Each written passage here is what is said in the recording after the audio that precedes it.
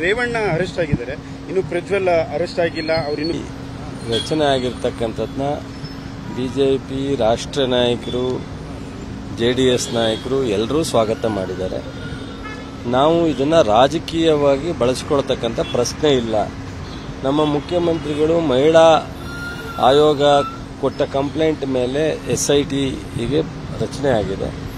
SITಯವರು ಆ ಕೇಸನ್ನು ಮುಂದುವರಿಸ್ತಾ ಇದ್ದಾರೆ. ಅದರ ಪ್ರಕಾರ ಕೋರ್ಟಲ್ಲಿ ರಿಜೆಕ್ಟ್ ಆಗಿ ಅರೆಸ್ಟ್ ಆಗಿದ್ದಾರೆ. ನಿನ್ನೆ ಎನ್ಕ್ವೈರಿಗೆ ಕಸ್ಟಡಿಗೆ ತಗೊಂಡಿದ್ದಾರೆ. ಬಹುಶಃ ಪ್ರಜ್ವಲ್ ಸಹ ಬರ್ತಾರೆ ಅಂತೇಳಿ ಮಾಹಿತಿ ಅವ್ರ ಕಡೆ ಮುಖಂಡರುಗಳೇ ಮಾಧ್ಯಮಕ್ಕೂ ಹೇಳಿದ್ದಾರೆ. ಬಹುಶಃ ಇವತ್ತು ನಾಳೆ ಬರಲಿಕ್ಕೆ ಸಾಧ್ಯತೆ ಹೆಚ್ಚಿದೆ ಅಂತ ಹೇಳಿದ್ದಾರೆ. ಕಾನೂನು SIT ಏನು ಕ್ರಮ ಜರುಗಿಸಬೇಕು, ಕೋರ್ಟ್ ಇದೆ.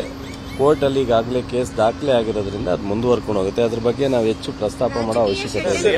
ನಿನ್ನೆ ಅರೆಸ್ಟ್ ಆದ ಸಂದರ್ಭದಲ್ಲಿ ಈ ಮಾತನ್ನು ಹೇಳ್ತಾರೆ, ರಾಜಕೀಯ ಷಡ್ಯಂತ್ರ ಇದೆ ನೋಡಿ. ಬಹುಶಃ ಇದಕ್ಕಿಂತ ಓಪನ್ ಆಗಿ ರಾಜಕಾರಣವನ್ನ ಬೆರೆಸ್ತಲೇ ಕಾನೂನುಬದ್ಧವಾಗಿ ಮಾಡ್ತಕ್ಕಂಥದ್ದು ನಾನು ನೋಡಿಲ್ಲ. ನಮ್ಮ ಮುಖ್ಯಮಂತ್ರಿಗಳಾಗಲಿ, ಉಪಮುಖ್ಯಮಂತ್ರಿಗಳಾಗಲಿ, ಗೃಹ ಮಂತ್ರಿಗಳಾಗಲಿ ಯಾವುದೇ ತರಹದ ರಾಜಕಾರಣ ಬೆರೆಸ್ತಕ್ಕಂಥ ಪ್ರಶ್ನೆ ನಮ್ಗೆ ಅವಶ್ಯಕತೆನೂ ಇಲ್ಲ. ನಾವು ಅದರ ಕಡೆ ಗಮನನೂ ಹರಿಸಲ್ಲ. ಕೋರ್ಟು ಮತ್ತು ತನಿಖಾ ಸಂಸ್ಥೆ ಇದ್ರ ಮಧ್ಯದಲ್ಲಿ ನಡ್ಕೊಂಡು ಹೋಗುತ್ತೆ. ಅಲ್ಲ ಸರ್, KR ನಗರ ಶಾಸಕರೇ ಒಂದು ರೀತಿಯಲ್ಲಿ ಕುಮ್ಮಕ್ಕು ಕೊಟ್ಟು ರೇವಣ್ಣನ ಮೇಲೆ ಕಂಪ್ಲೇಂಟ್ ಮಾಡಿಸಿರೋದು ಕಿಡ್ನಾಪ್ ಪ್ರಕರಣ ಅಂತ ಈಗ ಆರೋಪ ಮಾಡಿದ್ದಾರೆ ಶಾಸಕರು. ಈಗ ಎಮ್ಮ ಬಂದಿರೋ ಸತ್ಯ ಅಲ್ವೇನ್ರಿ, ಬಿಡಿ ಮತ್ತೆ ಹಾಕ್ಸ್ಲಿ, ಎಲ್ಲ ತನಿಖೆ ಆಗುತ್ತೆ ಮಾಡ್ತಾರೆ. ರಾಜಕೀಯ ಆ ಥರದ್ದೇನು ಇಲ್ಲ ಅಂತೀರಾ? ಖಂಡಿತ ಇಲ್ಲ, ನಮ್ಗೆ ಅವಶ್ಯಕತೆನೂ ಇಲ್ಲ. ನಮಗೂ ರೇವಣ್ಣ ಒಬ್ಬ ಅವರು ಅಕ್ಯೂಸ್ ಆಗಿ ಅರೆಸ್ಟ್ ಮಾಡಿ ಅವ್ರು ಪ್ರೊಡ್ಯೂಸ್ ಮಾಡಿದಾಗ ಒಬ್ಬ ಮಾಜಿ ಪ್ರಧಾನಿಯವ್ರ ಮಗ, ಮಾಜಿ ಮುಖ್ಯಮಂತ್ರಿ ಸೋದರ, ಅವರು ಮಾಜಿ ಮಂತ್ರಿಗಳು, ಸಹಜವಾಗಿ ಅವರಿಗೆ ನೋವಾಗಿರುತ್ತೆ ಹೇಳಿದ್ದಾರೆ.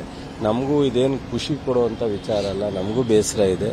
ಬಟ್ ಆದರೆ ಅದು ಪ್ರಕ್ರಿಯೆ. ಯಾರೇ ತಪ್ಪು ಮಾಡಿದ್ರೂ ಕಾನೂನು ಜರುಗಿಸಲೇಬೇಕಾಗತ್ತೆ.